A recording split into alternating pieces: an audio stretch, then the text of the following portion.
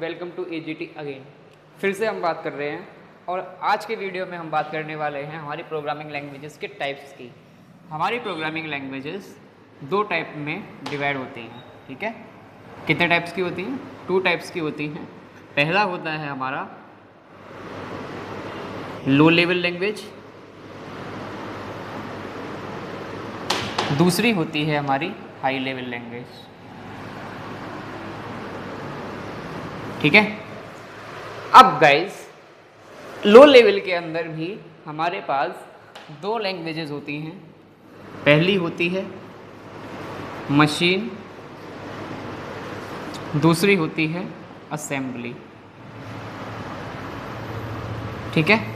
लेकिन आपकी high level के अंदर कोई डिवीज़न नहीं है, ठीक है। हाई लेवल के डायरेक्ट एग्जांपल मैं लिख देता हूँ सी, ठीक है, C++, जावा, पाइथन जो आप पढ़ रहे हैं, ठीक है। और अगर मैं असेंबली मशीन लेवल लैंग्वेज की बात करूं तो यहाँ पे होते हैं आपके बाइनरी कोड्स, ठीक है, या इसको ऐसे भी बोल सकता हूँ बाइनरी लैंग्वेज इसका एग्जाम्पल हो गया। वहीं अगर मैं असेंबली लैंग्वेजेस की बात करूं तो असेंबली लैंग्वेजेस क्या होती हैं? The language which uses the symbolic character,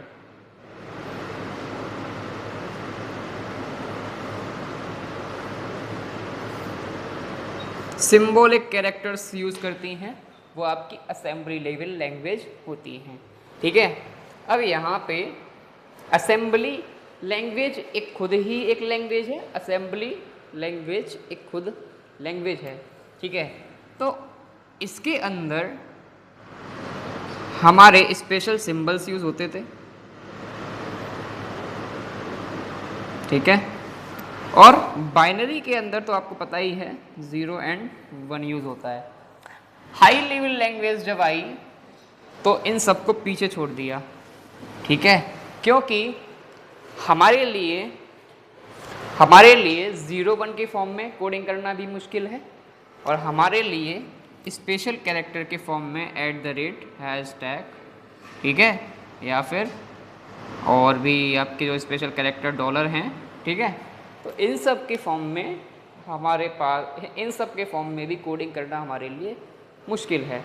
लेकिन हाई लेवल के अंदर हम कोडिंग बहुत इजीली कर लेते हैं, ठीक है, क्योंकि पाइथन देखो एक ऐसी लैंग्वेज है जो कि हम पढ़ रहे हैं।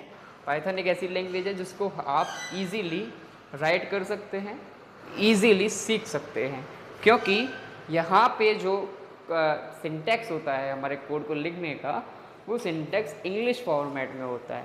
आप इंग्लिश की तरीके से इसको लिख रहे होते हैं। चलिए अब देखिए, जो मैंने अभी आपको पिछले वीडियो में कंपाइलर के बारे में बताया था, उस वीडियो के अकॉर्डिंग मैं आपको डायग्रामेटिकली थोड़ा शो करके दिखाता हूँ कुछ, ठीक है। ये जो पहली चीज़ तो ये है कि इस वीडियो के अंदर मैं आपको बता दूं कि हमारा जो मशीन लेवल लैंग्वेज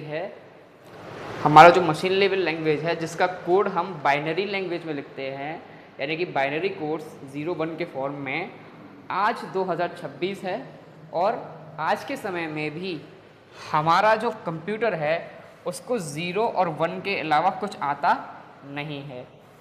हमें अगर कोई भी लैंग्वेज हम यूज़ कर रहे हैं, हम कोई भी लैंग्वेज यूज़ कर रहे हैं, चाहे C++, जावा, पाइथन या कोई भी असेंबली भी, ठीक है, हमें अगर अपनी बात को हमारे कंप्यूटर को समझाना है तो इन सभी को 0 और 1 के फॉर्मेट में कन्वर्ट करना पड़ेगा, ठीक है। अब सबसे पहले जो कोडिंग होती थी वो तो 0-1 में ही होती थी, लेकिन फिर असेंबली आ गई और असेंबली आ गई तो असेंबली लैंग्वेजेस से जब हम कन्वर्ट करते हैं हमारी मशीन लैंग्वेज में, हमारे कोड को असेंबली से हमारा कोड जब मशीन में कन्वर्ट होता है, वहाँ पर यूज़ करता है वो असेंबलर, वो भी एक ट्रांसलेटर ही है, ठीक है। वहाँ पे हम यूज़ करते हैं असेंबलर। वहीं पर जब हम हमारी हाई लेवल लैंग्वेजेस को कन्वर्ट करते हैं मशीन लेवल लैंग्वेज में तब हम यूज़ करते हैं कंपाइलर या इंटरप्रेटर। अब देख लो तुम स्पेलिंग, ठीक है, तुम्हारे ऊपर है ये, ठीक है, कंपाइलर एंड इंटरप्रेटर। बस यही मैं आपको बताना चाह रहा था इस वीडियो के अंदर कि हमारी दो तरीके की लैंग्वेज है, लो एंड हाई। लो के अंदर मशीन है, उसके बाद असेंबली है। मशीन लैंग्वेज मतलब जिसको 0-1 के फॉर्म में लिखा जाता है। असेंबली लैंग्वेज मतलब जो सिंपल एक कैरेक्टर्स के फॉर्म में लिखी जाती है, ठीक है। मशीन सबसे पहले आई थी और आज भी मशीन ही चलती है, क्योंकि उसको समझ नहीं आता 0-1 के अलावा। लेकिन उसको समझाने के लिए हमने यूज़ किया असेंबलर का। असेंबली से अगर कन्वर्ट कर रहे हैं तो असेंबलर का, हाई लेवल से कन्वर्ट कर रहे हैं तो कंपाइलर और इंटरप्रेटर का। आज की वीडियो में इतना ही, मिलते हैं नेक्स्ट वीडियो में।